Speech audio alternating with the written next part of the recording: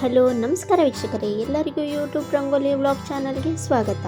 ಇವತ್ತು ನಾನು ನಿಮಗೆ ಕರ್ಕೊಂಡು ಹೋಗ್ತಿರೋದು ಎಲ್ಲಿ ಅಂದರೆ ಮಹಾಲಕ್ಷ್ಮಿ ಲೇಔಟ್ನಲ್ಲಿ ನಡೆದಿರುವಂತಹ ಅಖಿಲ ಕರ್ನಾಟಕ ಬ್ರಾಹ್ಮಣ ಮಹಾಸಭಾ ಅವರ ವತಿಯಿಂದ ಮಹಾಲಕ್ಷ್ಮಿ ಎಜುಕೇಷನ್ ವತಿಯಿಂದ ಮಾಡಿರುವಂತಹ ಒಂದು ಏನು ಕಾರ್ಯಕ್ರಮ, ಹಾಗೆ ರಾಮನ ಪ್ರತಿಷ್ಠಾಪನೆಗೆ ಇತ್ತಲ್ಲ ಆ ದಿನ ಹಮ್ಮಿಕೊಂಡಂತಹ ಕಾರ್ಯಕ್ರಮನ ನಾನು ಇಲ್ಲಿ ತೋರಿಸ್ತಾ ಇದ್ದೀನಿ. ಲೇಟಾಗಿ ಅಪ್ಲೋಡ್ ಮಾಡಿದ್ದೀನಿ, ಬಟ್ ಆದರೆ ರಾಮನ ಪ್ರತಿಷ್ಠಾಪನೆ ಅಯೋಧ್ಯೆಯಲ್ಲಿ ನಡೀತಿತ್ತಲ್ಲ ಆ ದಿನ ಇಲ್ಲಿ ಗೋಪಾಲಯ್ಯನವರು ಈ ಕಾರ್ಯಕ್ರಮನ ಹಮ್ಮಿಕೊಂಡಿದ್ರು. ಅಲ್ಲಿ ಯೋಗ ಈ ಥರ ಎಲ್ಲನೂ ಹಮ್ಮಿಕೊಂಡಿದ್ರು. ಹಾಗೆ ಸೀತಾ ಕಲ್ಯಾಣನ ಕೂಡ ಹಮ್ಮಿಕೊಂಡಿದ್ರು. ಹಾಗೆ ಪ್ರಸಾದ ವಿನಿಯೋಗ ಎಲ್ಲ ಇತ್ತು. 2 ದಿನ ಈ ಕಾರ್ಯಕ್ರಮನ ಮಾಡಿದರು. ಇಲ್ಲಿ ಹೋಮನ ಮಾಡಿದರು, ಹಾಗೆ ಸೀತಾ ಕಲ್ಯಾಣನೂ ಕೂಡ ಮಾಡಿದರು. ಹಾಗೆ ಯೋಗದ ಪ್ರದರ್ಶನ ಕೂಡ ಇತ್ತು. ಪ್ರೋಗ್ರಾಮ್ ತುಂಬಾ ಚೆನ್ನಾಗಿತ್ತು. ಅದು ಎಲ್ಲಿತ್ತು ಅಂದರೆ ನಾವು ನಾರ್ಮಲ್ ಆಗಿ ಈ ಪ್ಲೇಸನ್ನು ಕಮಲಮ್ಮನ ಗುಂಡಿ ಅಂತ ಹೇಳಿ ಕರೀತಾರೆ. ಅದು ಆ ಪ್ಲೇಸಲ್ಲೇ ಇತ್ತು.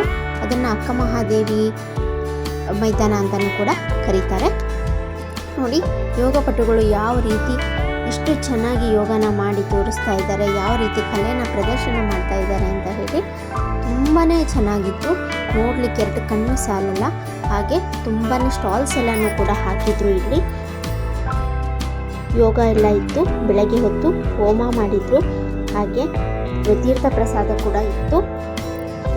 ಅದಾದಮೇಲೆ ಸಂಜೆ ಸೀತಾ ಕಲ್ಯಾಣ ಮಾಡಿದರು. ನೆಕ್ಸ್ಟ್ ಡೇ ಕೂಡ ಆ ಯೋಗನ ನೆಕ್ಸ್ಟ್ ಡೇ ಏನು ಯಾಗ ಮಾಡಿದ್ರಲ್ಲ, ಹೋಮ ಎಲ್ಲ ಮಾಡಿದ್ರಲ್ಲ, ಅದರದ್ದು ಪೂರ್ಣಾವತಿನೂ ಕೂಡ ನೆಕ್ಸ್ಟ್ ಡೇ ಇತ್ತು. ನೋಡಿ, ಭಾನುವಾರ ಮತ್ತು ಸೋಮವಾರ 2 ದಿನ ಹಮ್ಮಿಕೊಂಡಿದ್ರು. ಅಷ್ಟು ಚೆನ್ನಾಗಿ ಯೋಗ ಎಲ್ಲ ಮಾಡಿದ್ದಾರೆ ಅಂತ ಹೇಳಿ, ಯಾವುದ್ಯಾವ್ದು ರೀತಿ ಅವರ ಕಲೆನ ಪ್ರದರ್ಶನ ಮಾಡಿದ್ದಾರೆ ಅಂತ ಹೇಳಿ ತುಂಬಾ ಚೆನ್ನಾಗಿತ್ತು ವೀಕ್ಷಕರೇ. ಎಲ್ಲಿ ಅಯೋಧ್ಯೆಯಲ್ಲಿ ಹೇಗೆ ರಾಮನ ಪ್ರತಿಷ್ಠಾಪನೆ ಮಾಡಿದ್ರಲ್ಲ ಅದ್ರ ಥರನೇ ಇಲ್ಲಿ ಸೀತಾ ಕಲ್ಯಾಣ ಎಲ್ಲ ಕೂಡ ಮಾಡಿದ್ದಾರೆ. ಎಲ್ಲರೂ ತುಂಬ ಖುಷಿಯಿಂದ ಈ ಪ್ರೋಗ್ರಾಮ್ನ ತುಂಬ ಖುಷಿಯಿಂದ ಹಮ್ಮಿಕೊಂಡು ಎಲ್ಲರೂ ತುಂಬ ಚೆನ್ನಾಗೇ ಮಾಡಿದರು. ನೋಡಿ ಎಷ್ಟು ಖುಷಿಯಿಂದ ಮಾಡಿದ್ದಾರೆ ಅಂತ ಹೇಳಿ. ಅದಕ್ಕೋಸ್ಕರ ಪೂಜೆಯನ್ನೆಲ್ಲ ಹಮ್ಮಿಕೊಳ್ಳಲಾಗಿತ್ತು. ತುಂಬಾ ಚೆನ್ನಾಗಿತ್ತು ಪ್ರೋಗ್ರಾಮು.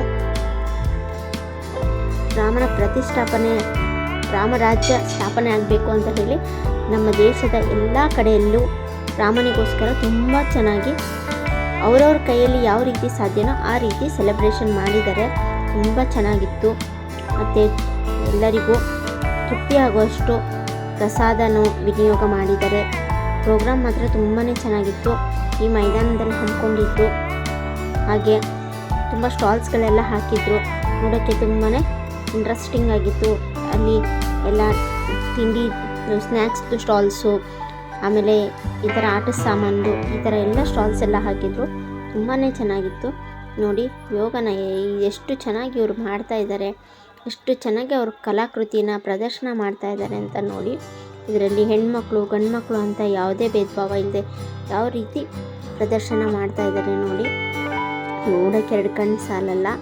ಹಾಗೆ ಅಲ್ಲಿ ಗೋಡೆಯಲ್ಲೆಲ್ಲ ಸೀತಾರಾಮಂದು ಏನು ಕತೆ ಇತ್ತಲ್ಲ ಅದನ್ನೆಲ್ಲ ಪ್ರದರ್ಶನ ಮಾಡಿದ್ರು. ತುಂಬಾ ಚೆನ್ನಾಗಿತ್ತು. ತುಂಬ ಜನ ಬಂದಿದ್ರು ನೋಡಲಿಕ್ಕೆ. ತುಂಬ ಜನ ಸೇರ್ಕೊಂಡಿದ್ರು. ಪ್ರದರ್ಶನ ಮಾಡೋದು ತುಂಬಾ ಚೆನ್ನಾಗಿತ್ತು.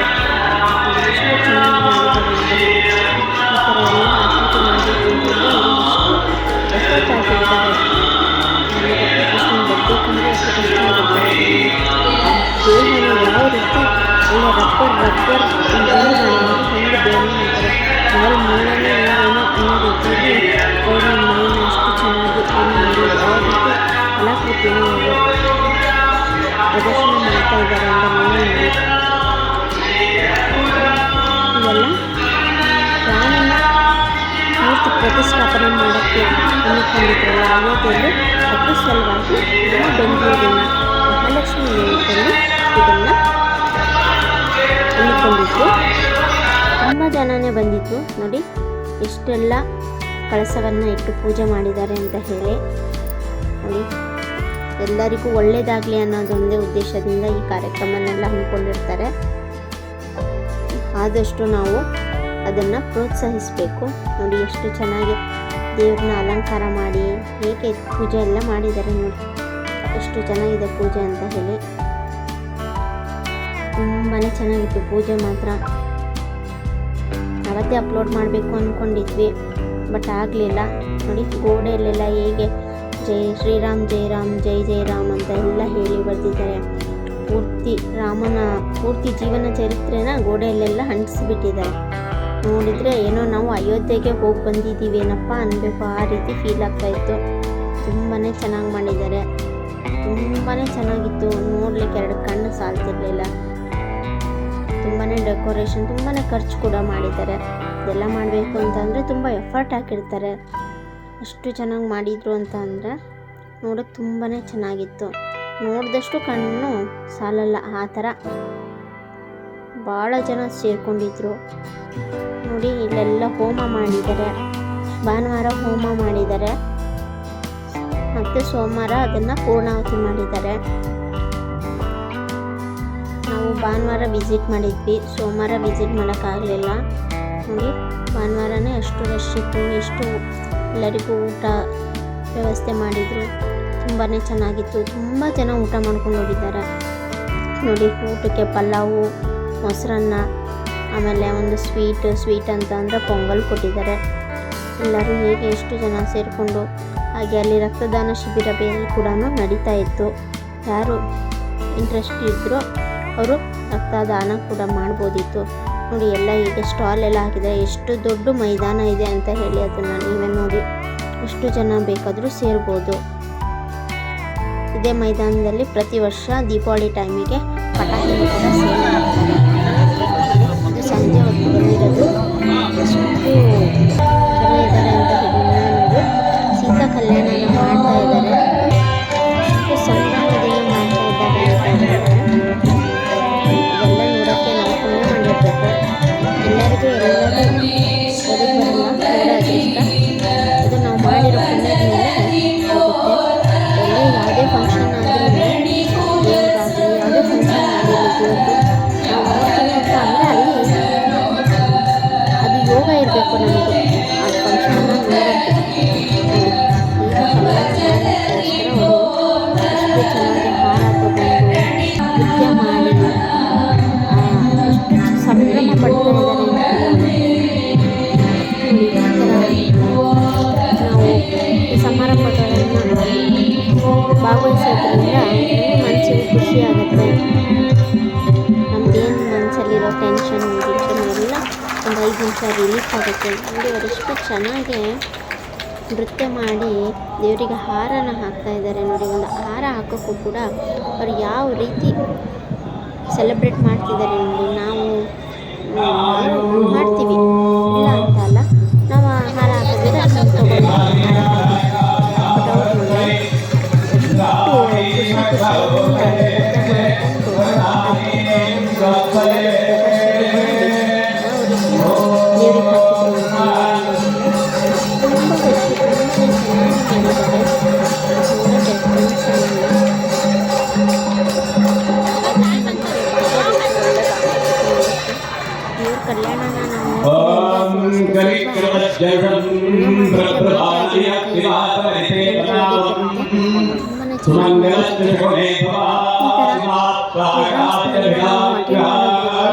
ಖುಷಿ ಖುಷಿಯಿಂದ ಖುಷಿ ಸಿಗುತ್ತೆ.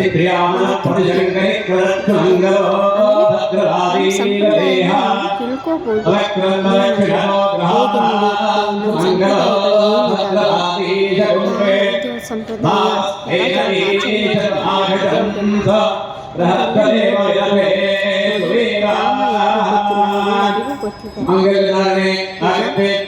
ಎಲ್ಲರೂ ಭಗವಂತನಲ್ಲಿ ಪ್ರಾರ್ಥನೆ ಮಾಡಿಕೊಳ್ಳಿ.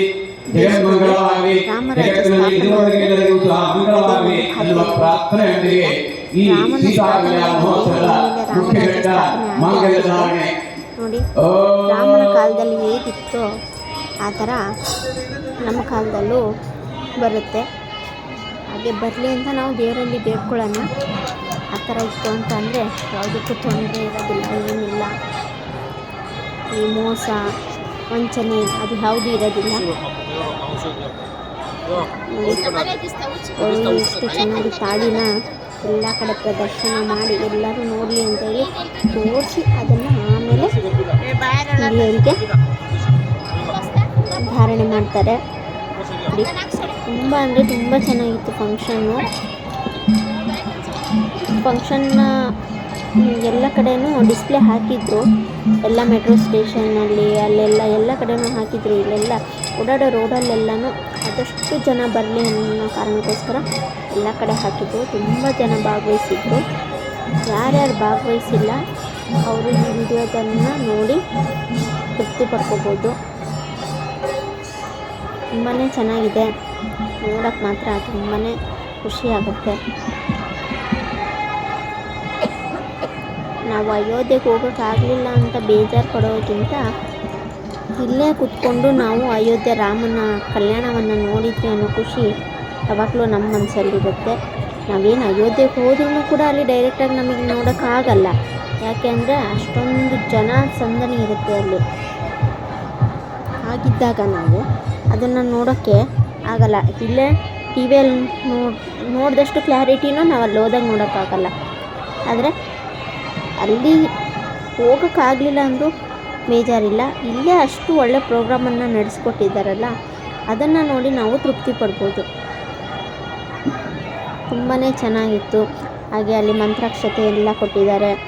ಆ ಮಂತ್ರಾಕ್ಷತೆಯನ್ನು ನಾವು ಮಾಡೋ ಅನ್ನದಲ್ಲೋ ಅಥವಾ ಪಾಯಸನ ಮಾಡಿ ಅದನ್ನು ಹಾಕಿ ಮಂತ್ರಾಕ್ಷತೆಯನ್ನು ಹಾಕಿ ಆಮೇಲೆ ಒಂದೆರಡು ಮಂತ್ರಾಕ್ಷತೆಯನ್ನು ತಲೆಗೆ ಹಾಕ್ಕೊಂಡು ಪ್ರತಿಷ್ಠಾಪನೆ ಆದಮೇಲೆ ಈ ಥರ ಎಲ್ಲ ಮಾಡಬೇಕಂದ್ರೆ ತುಂಬ ಕಡೆ ವಾಟ್ಸಪ್ಪಲ್ಲಿ ಎಲ್ಲ ಕಡೆ ಓಡಾಡ್ತಾ ಇತ್ತು. ಆ ಥರ ನಾವು ಕೂಡ ಅದೇ ಥರ ರಾಮನ ಪ್ರತಿಷ್ಠಾಪನೆ ಆದಮೇಲೆ ನಾವು ಮಾಡ್ತಾ ಇರೋದು ಅನ್ನಕ್ಕೆ ಅಕ್ಷತೆಯನ್ನು ಹಾಕಿ ಗಮನಿಸಿ ಹಾಗೆ ಒಂದೆರಡು ಅಕ್ಷತೆಯನ್ನು ನಾವು ತಲೆಗೂ ಕೂಡ ಹಾಕೊಂಡಿದ್ವಿ. ಯಾಕೆಂದರೆ ನಾವು ಅಯೋಧ್ಯೆಗೆ ಹೋಗಿ ಮತ್ತು ನೋಡೋ ತನಕ ಅಟ್ಲೀಸ್ಟ್ ರಾಮನ ಆಶೀರ್ವಾದ ಅನ್ನೋದೊಂದು ನಾವು ನೋಡಬೇಕು ಅಂದರೆ ಅಲ್ಲೇ ಹೋಗಿ ನೋಡಬೇಕಂತೆಲ್ಲ. ಎಲ್ಲಿ ಕುತ್ಕೊಂಡಿರೋ ಜಾಗದಲ್ಲಿ ನಿಲ್ಲಿಸಿದ್ದು ಪ್ರತಿಯೊಬ್ಬರನ್ನ ಕಾಪಾಡ್ತಾರೆ. ನಮ್ಮ ಮನಸ್ಸು ಒಳ್ಳೇದಿರಬೇಕು ಅಷ್ಟೇ, ನಾವು ಮಾಡೋ ವಿಚಾರ ಒಳ್ಳೇದಿರಬೇಕು. ಅವಾಗ ನಮಗೆ ಕಾಪಾಡ್ತಾರೆ. ನೋಡಿ ಪ್ರೋಗ್ರಾಮ್ ಮಾತ್ರ ತುಂಬ ಚೆನ್ನಾಗಿದೆ. ವಿಡಿಯೋನ ಎಂಟು ತನಕ ನೋಡಿ ಎಷ್ಟು ಚೆನ್ನಾಗಿ ನಡೆಸ್ಕೊಟ್ಟಿದ್ದಾರೆ ಪ್ರೋಗ್ರಾಮು ಅಂತಂದರೆ ಹೆಚ್ಚು ಜನ ನೋಡೋದ್ರಿಂದ ಹೆಚ್ಚು ಜನಕ್ಕೆ ಶೇರ್ ಮಾಡೋದ್ರಿಂದ ಎಲ್ಲರಿಗೂ ಪ್ರೋಗ್ರಾಮ್ ನೋಡೋದ್ರಿಂದ ಸಂತೋಷ ಆಗುತ್ತೆ. ಯಾರು ಭಾಗವಹಿಸಿರಲ್ಲ ಯಾವುದಾರ ಕಾರಣದಿಂದ ಭಾಗವಹಿಸೋಕ್ಕಾಗಿರಲ್ಲ, ಆಫೀಸಿಗೆ ಹೋಗೋರೆಲ್ಲ ಇರ್ತಾರೆ, ಬೇರೆ ಕೆಲಸಗಳಿರುತ್ತೆ. ಹಾಗಾಗಿ ಪ್ರೋಗ್ರಾಮ್ಗೆ ಅಟೆಂಡ್ ಮಾಡೋಕ್ಕಾಗಿರಲ್ಲ. ಅಟ್ಲೀಸ್ಟ್ ನಾವು ಈ ವಿಡಿಯೋ ನೋಡೋದ್ರಿಂದ ಪ್ರೋಗ್ರಾಮಿಗೆ ಹೋಗಿ ಬಂದೇನೋ ಅನ್ನೋ ಅಷ್ಟು ಖುಷಿನೇ ಆಗುತ್ತೆ ಇಲ್ಲಿ ಮನೆಯಲ್ಲಿ. ಬಟ್ ಸಂಡೇ ಇರೋದ್ರಿಂದ ಸುಮಾರಷ್ಟು ಜನ ವಿಸಿಟ್ ಮಾಡಿರ್ತಾರೆ. ಬಟ್ ಮಂಡೇ ಇದ್ದಾಗ ಆಫೀಸೆಲ್ಲ ಹೋಗೋದಕ್ಕೆ ಆಗಲ್ಲ. ಆ ಕಾರಣಕ್ಕಾಗಿ ನಾನು ಈ ವಿಡಿಯೋನ ಹಾಕ್ತಾಯಿದ್ದೀನಿ. ಎಲ್ಲರೂ ನೋಡಿ ತೃಪ್ತಿ ಪಡಲಿ, ಎಷ್ಟು ಚೆನ್ನಾಗಿ ಮಾಡಿದ್ರು ಅಂತ ಹೇಳಿ. ನೋಡಿ ಇದನ್ನು ಗೋಪಾಲಯ್ಯ ಕೂಡ ಬಂದಿದ್ದು ಈ ಪ್ರೋಗ್ರಾಮ್ನ ನಡೆಸ್ಕೊಟ್ಟಿರೋರೆ ಅವರೇ ಹಮ್ಮಿಕೊಂಡಿದ್ದು ಈ ಪ್ರೋಗ್ರಾಮ್ನ. ನೋಡಿ ತುಂಬ ಚೆನ್ನಾಗಿ ಮಾಡಿದ್ದಾರೆ ಪ್ರೋಗ್ರಾಮ್ನ ಮಾತ್ರ. ಇಲ್ಲಿ ಯಾವುದೇ ಪ್ರೋಗ್ರಾಮ್ ಇರಲಿ ಗೋಪಾಲಯ್ಯನವರು ಬಂದೇ ಬರ್ತಾರೆ. ಹೇಳಬೇಕು ಅಂದರೆ ಅವರು ತುಂಬ ಸಪೋರ್ಟಿವ್ ಆಗಿ ನಿಂತ್ಕೊಂಡು ಎಲ್ಲರಿಗೂ ಹೆಲ್ಪ್ ಮಾಡ್ತಾರೆ.